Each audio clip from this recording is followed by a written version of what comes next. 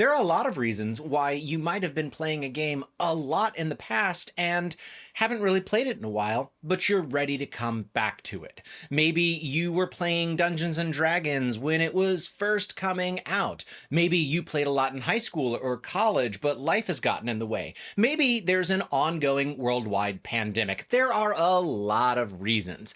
But when you're ready to come back into a game, I have 5 things that I think are really good to keep in mind as a returning player.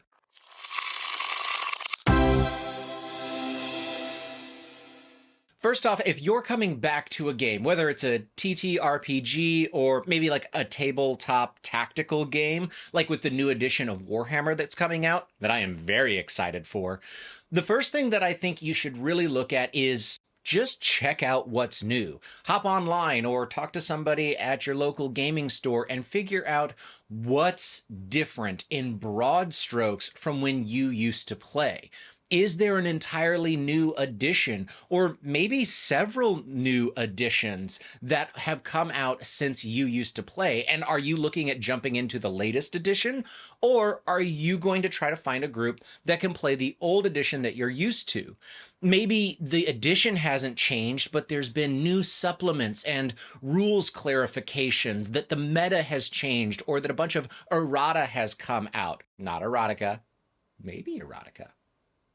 Check and see what's new, because it's going to be new.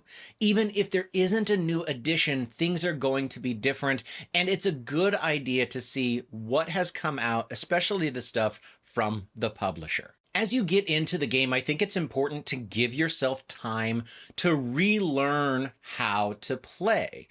No one is going to expect you to remember everything from when you played 5, 10, 20 years ago, and you shouldn't expect it of yourself. Kind of just like anything that you've stepped away from for a while, give yourself permission to relearn the rules and the play style, the play order, what different saves and checks mean. All right, that's okay. And give yourself permission to make mistakes and to misremember things. If you give yourself permission to make those mistakes, whenever someone else kind of calls you in and says, oh, hey, that's not how it's really done anymore, or says like, let's look and see if that is, you don't have to feel silly or feel dumb or whatever. You don't have to get immediately defensive, because you've preemptively given yourself permission to make those mistakes. And you can just say, oh, yeah, let's double check. I might just be misremembering. It goes a long way to let you have more fun, and it will help the other people at the table that are welcoming you in to say, all right, they're just getting back on their feet, and that's okay. Everybody needs a little bit of time to shake off the dust. So remember that one. You're going to make mistakes, and that's okay. A big thanks to all of our patrons, and especially to Arvi. Joining our patron is the most direct way to be a part of our community and to help us to continue to make content for you. Plus, you get access to things like early videos as well as monthly maps. So head over to patreon.com/rollforinitiative and check out being a patron. All right, now back to the video. Coming back to a game is a great time to try something new. Are you going to get into 10th edition Warhammer? And do you have the time and the funds and the willingness to play an entirely new army? What a great time to do that, because you're going to be learning a lot of new stuff anyway. Are you jumping into D&D for the first time in a long time? Well, then play that class that you always kind of wanted to play, but it was never your role at your old table. Go ahead and play a mage or a barbarian or whatever it is. Try something new.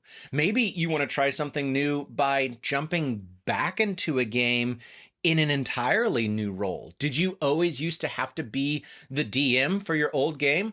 Well, find one where you can be a player now, or vice versa.